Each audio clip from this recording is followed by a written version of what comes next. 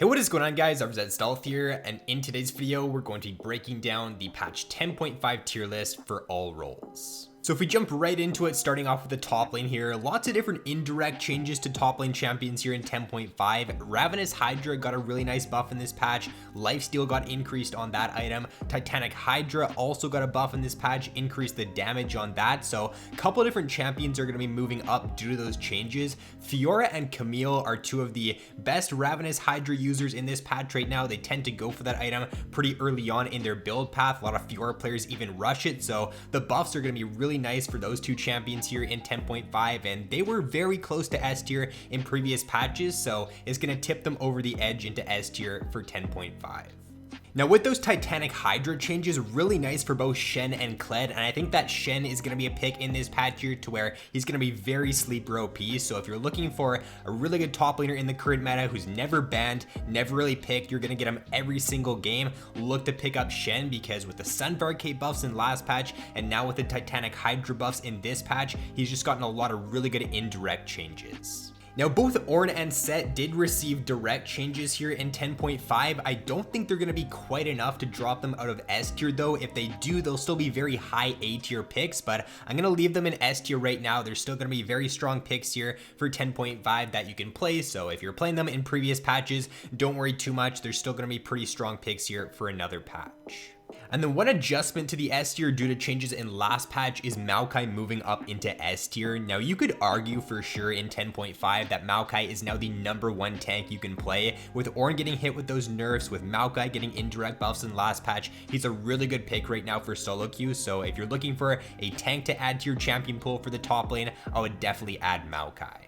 And then for a couple A tier picks here, we do have a few new additions. Both Zac and Nico are going to be appearing for this patch, and then Poppy is going to be moving up from B tier into A tier. So for the Zac pick there, really underrated tank pick in the top lane for this patch. He did end up getting some indirect buffs in last patch with the Sunfire Cape changes. A couple different pros have been playing him in solo queue, having pretty good success with it. So I would say he's definitely still a little bit weaker than stuff like your Ornn and your Maokai, but he's not too far below. And if you are looking for like a new pretty fun tank to play in the top lane, then I would recommend trying out Zac.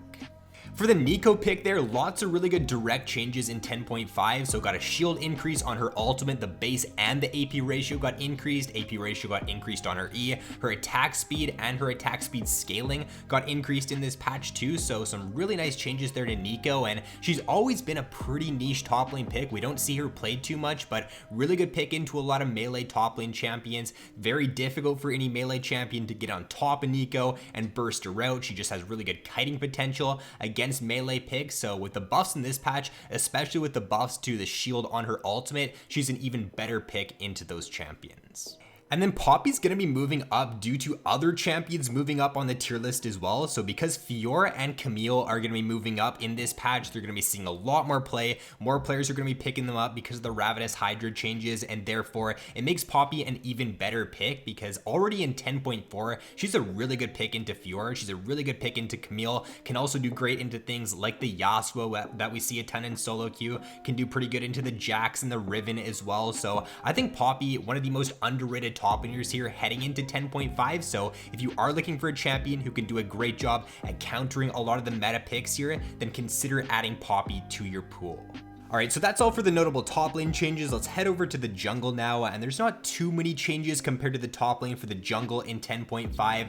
Zac and Master Yi are going to be moving up into S tier for this patch. Zac, with the changes in last patch to Cinderhulk, he's doing much better right now, so this is more so of an adjustment to the tier list. He was already doing very well in 10.4, so he's going to continue to do well here in 10.5. Now the Master Yi pick, he gets indirect changes in 10.5 due to the changes to Blade of the Ruined King. I think a lot more people are now going to be picking that item up again as like your third core item on Master Yi. So with that increase there in the percent HP damage from that item, makes him a much better pick into a lot of the tank junglers we're seeing. Master Yi's always been a very good pick into a lot of tanks, into any tank meta. So because we're seeing more Zac right now, we're seeing more Trundle, Warwick, Olaf. If you can get to those 2 to 3 items against those champions, you can just completely stomp them in the mid to late game. And then once again for that Poppy pick, Poppy jungle actually got direct changes in 10.5, so we saw her get an increase in damage on her Q there in the jungle, so this does make her clear a little bit better for this coming patch. And I think that Poppy's always been a very underrated jungle pick. She's never played a ton, but the people who do play her tend to have pretty good success on her. So with these changes here in this patch, I think that we're gonna see more Poppy jungle. People are actually gonna realize a little bit more that she's not a terrible pick, and I do think that she's going to slot in very nicely into the A tier, very solid jungler for 10.5. And I guess if you notice there for the rest of the tier list, I did end up taking out a lot of those like new junglers that Riot introduced for last patch. They're just really weak picks at the moment. The picks like the Talon, the Garen, the Zed, the Mordekaiser, and so on and so forth. I think the Darius actually ends up getting some buffs in this patch here, but it's not really going to do anything. Like, these champions are just so bad in the jungle. I really don't think they're going to be viable picks, even if Riot ends up like buffing them a ton. So I would just recommend staying away from any of those picks here in 10.5. Like, they're below C tier right now, which is why I don't even have them on the list. So moving on to the mid lane here, no super big meta shifting changes to mid yet again. It seems like the mid meta does stay pretty stable over like multiple different patches in a row. It feels like the mid meta hasn't really shifted up a ton here throughout season 10, but nonetheless, we do have Pyke moving up into S tier for this patch. He did receive those direct changes in last patch to the Hail of Blades, which does make him a lot stronger. Mid lane Pyke pretty much all revolves around just getting to your T-Mat, getting to your Moby Boots, perma shoving the waves, and just prey on the fact that the enemy laner does not call missing, or that the enemy laners do not respect your roams, and if they don't, you're just going to find yourself picking up a ton of kills and just snowballing the early to mid game out of control. And then for the rest of the S tier, it's still dominated by a lot of the assassin picks right now for solo queue. So Diana is still very good. Same thing with Fizz there. You got the Rumble, Talon, Kassadin, Katarina. Not too much has changed over the past few patches here in the mid lane. So these picks have been good, I'd say, for the past like 5, 6, maybe 7, 8 patches now. And they're still going to be great here for yet another patch. Now for the A tier, Nico is going to be making an appearance. So in both the top lane and in the mid lane, she is going to be now in the A tier for 10.5. I was debating whether or not to add her into the S tier for the mid lane here, because Nico does do very well against a lot of these assassin mid lane picks. The fact that her shield is getting buffed in this patch here as well makes her even better, because it limits those champions all in potential against her at the level 6. She just does a really good job at just fending off those champions, really neutralizing them, not allowing them to get a snowball going in the early game. So if you are looking for a good pick into a lot of those assassin mid laners, Nico's going to be a very underrated pick here for 10.5.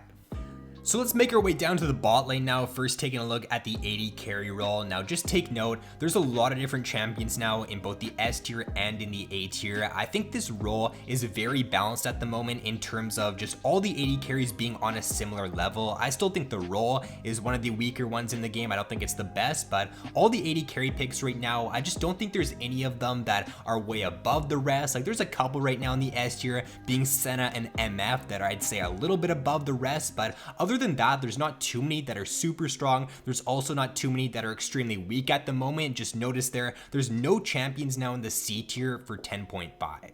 So for the Kai'Sa and the Sivir, they both ended up getting some direct buffs here, and those changes are going to be enough to move them back both into A tier. So with the Sivir changes, Q damage got increased there, total AD ratio got increased by 20%. So once you get a couple AD items on Sivir, your Q is now going to be hitting a lot harder in the mid to late game. Her ultimate also got a pretty nice buff there, movement speed got increased on it, so just more utility provided for her team. I think the Kai'Sa changes are a little bit weaker overall than the Sivir changes, not as impactful, but both these picks nonetheless are going to be placed in A tier.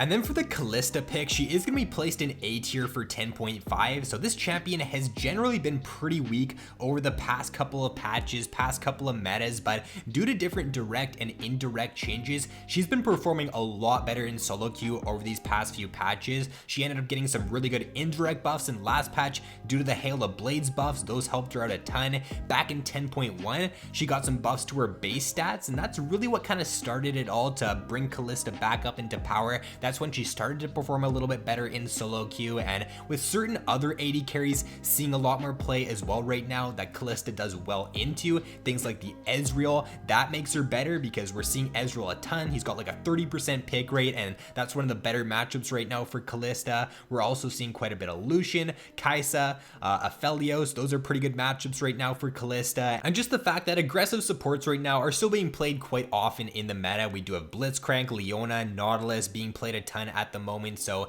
if you can just pair Kalista up with any of those support champions and you can play into like a very squishy support, very squishy enchanter support who are being played at a pretty decent rate right now, you can have a really good laning phase and you can just snowball extremely hard with this champion.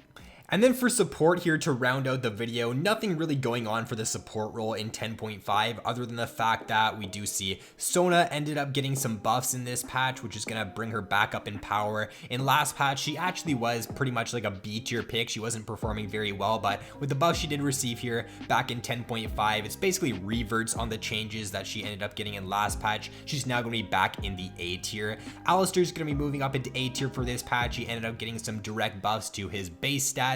I'm pretty sure they ended up scrapping the passive buff in this patch, but nonetheless, with the base stat buff there, gonna make Alistair a little bit more tankier in the laning phase, makes his laning phase stronger, so he is gonna be moving up into A tier. So overall for the support role, S tier is going to be staying exactly the same as to where it was in last patch. Bard did end up receiving some direct nerfs here, but not going to be enough in my opinion to really move him down too much at all. He's still going to be an S tier pick. In the B tier there, Soraka is now going to be a new addition, and with the changes in last patch, they really ended up hurting Soraka a ton, a little bit more than I even expected. So because they targeted those towards top lane Soraka, in a way I kind of feel bad for support Soraka players because I really don't think support Soraka needed super big nerfs. She didn't need to drop down all the way to B tier, but because of those changes, because Riot wanted to kill off top lane Soraka, support Soraka also now suffers, and she's going to be a pretty weak pick in the B tier for 10.5.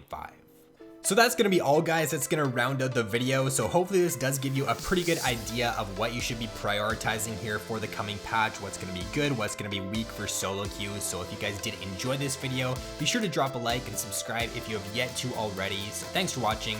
Have an awesome day, and I will see you in my next video.